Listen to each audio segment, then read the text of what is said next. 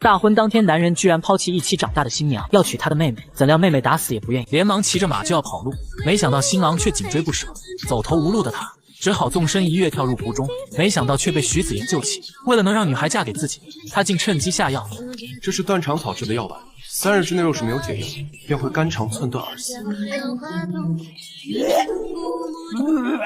他本想威胁夏雨冰成婚，却没想到他根本不怕，因为这里是漫画世界，女孩拥有3次复活的机会，而且还可以通过赚钱为自己续命。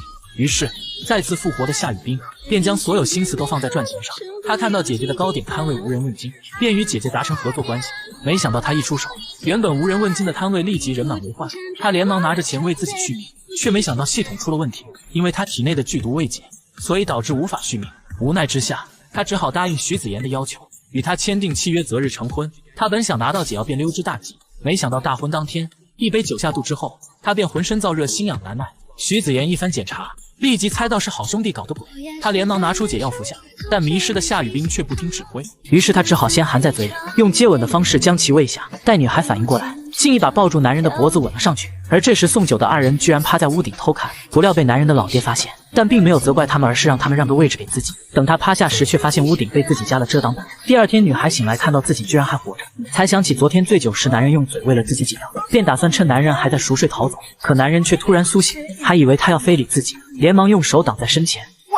我一个黄花大闺女，我都被你那什么了，我还没怎么样，你怎么跟个小姑娘似的？被发现的女孩只能乖乖的来给公公敬茶，而公公直接给了她一袋金珠子，还在饭桌上让儿子把店铺交给他打理。没想到女孩不但不想生孩子，还把药铺偷偷改成了小吃店。可徐子言知道后却没有生气，反而夸女孩精明能干。原来徐老爷一直不同意她免费义诊，现在夏雨冰把诊室搬到了后面，有了她的掩护，再也不用担心老爷子突击检查了。而女孩不但精明能干，还颇有经商头脑。小吃店在她的经营之下人满为患，可她却没想到，因为她的冰沙生性阴寒，导致许多女人都出现了腹痛的症状，这让徐子言忙得不可开交。而他听说这些病人都是因为吃了冰沙，便立即找到夏雨冰，让她停止营业。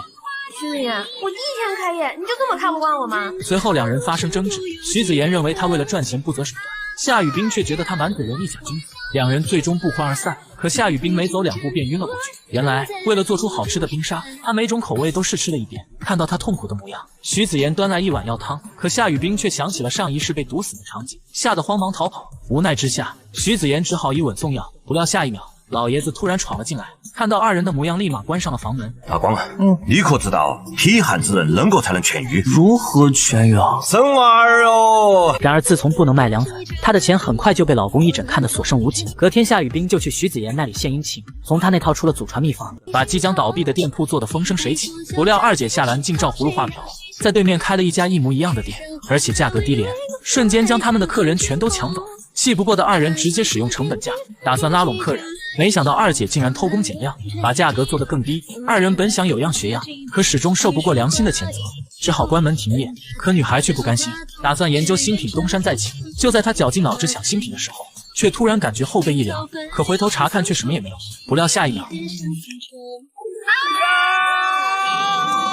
原来是公公看她一天都没吃饭，便给她准备了一些点心。可女孩看到公公脸上的面膜，突然灵光一闪，于是便根据公公给的配方做出3白膏，加上女孩特殊的宣传手段，面膜一经上市便遭到哄抢。可他们的火爆遭到了2姐的嫉妒，很快便有官兵找上门。有人向城府司举报说用了你们的3白膏过敏，店主跟我们走一趟，店铺查封，所有货品全都给我没收。听闻媳妇被抓，徐子言立马就坐不住了。好在官府只是封了货物，没有把人怎么样。在徐子言的帮助下，很快便查出售卖的3白膏被人做了手脚。夏雨冰怀疑大姐是内鬼，便找到大姐理论，2人最终不欢而散。没想到大姐转身便将秘方给了对面。新妓女虽然对大姐的突然反水有戒心，可面对巨大的利益，还是选择了相信。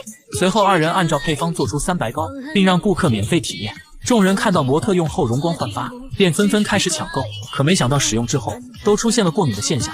这时他们才反应过来，自己中了夏雨冰的圈套。隔天，夏兰为了报复夏雨冰，打算把她的小吃店据为己有，于是便找来土匪绑架了大姐，逼迫夏雨冰拿地契救人。可房产是老公徐子言家的，地契也不在他手里。但是为了救出大姐，他只好自己画了一张假的。没想到土匪一眼便看了出来，很明显吧？这还不明显？你这个章都画了，这么夸张？他是这样的。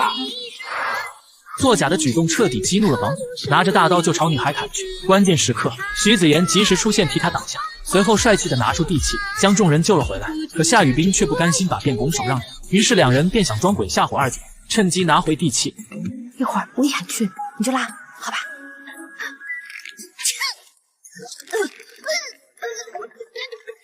树快掉下去了。屋内的夏兰正在高兴地看着地气，却突然看到屋外飘忽不定的影子，心虚的她连忙开门查看。地气交出来，否则我要你好看！本就心虚的她连忙交出地气，另一边的大姐也终于发现了异常，连忙松开了绳子。这个长得也行吧，要不是绳子系得住，我真的就被人回来。不料两人的对话全被夏兰听到，回想起刚才女鬼的模样，这才反应过来自己中计了。隔天，夏兰联合店里的伙计卷走了夏雨冰1.2万白银，她被迫无奈只好把店抵押了出去。但她并没有放弃做生意，而是在家门口搭了一个小卖铺，可一天连一个客户也没有。相公为了帮他招揽生意，堂堂富二代居然在外发起了传单，却被人无情地丢在了地上。就在这时，他听见后面店铺将一个顾客赶了出来。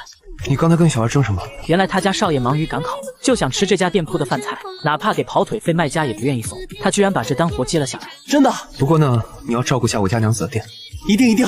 而回到家已经半夜，女孩缘由也不问，上来对其就是一顿说落。你怎么那么晚才回来？你怎么不住外面啊？相公这才把外出送餐的事情告诉了他。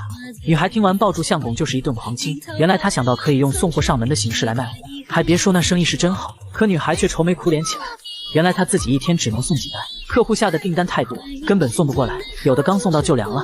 于是她想到了堂姐，因为堂姐收养了一群小乞丐，而且对城内大小地方全部熟悉，送餐效率一定很高，还愿意每单给他们10文工钱。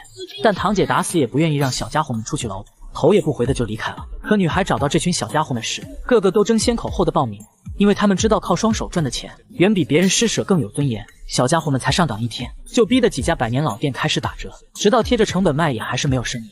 气得几位老板联合来找女孩讨要说法。你这个外送服务，让人足不出户就能买着东西，我们店里都没有人了，你让我们怎么活啊？那你们也搞外送呗，我又没拦着你们。那帮小兔崽子一天最多1文钱，哎，你却给10文钱，你这么扰乱市场秩序，哪里还有小孩愿意给我们送外卖？我告诉你啊，要么你就别用小孩，要么就把小孩的工资给我降下来。我现在就告诉你们，没买。没成想这几个老家伙居然对小家伙下手，走到小家伙面前直接躺在地上。孩子好心准备上前搀扶，可这家伙太不要脸，竟诬陷小家伙撞了自己让他赔钱。随后几个老家伙竟借此事把女孩的摊位给砸了，还威胁女孩如果不赔钱就告他扰乱市场秩序。没成想女孩一点也不服软，就这样几人来到了官府。你们砸了他的摊儿，还有脸来索要赔偿？是你们太蠢，还是把我当傻子呀？还真是偷鸡不成蚀把米，不但3人要赔偿女孩摊位的损失，还要额外补偿几日的经营损失。但女孩把经营损失的钱又退给了3人，要他们也不人外送这些钱就当给伙计们发工资了。毕竟适当的竞争才能把更好的产品和服务带给客户。随后女孩把更好的赚钱方法告诉了他，可以一起搞个某团，这样各家不同的产品就可以一起在上面售卖，大家一起平摊跑腿费用，各自都能省下不少钱。可是夏掌柜，你不生气吗？我生气啊，我都要气死了。与其把对方逼上绝路，还不如有钱大家一起赚嘛。好，只要能让我们大家伙赚到钱，我们都愿意听你的。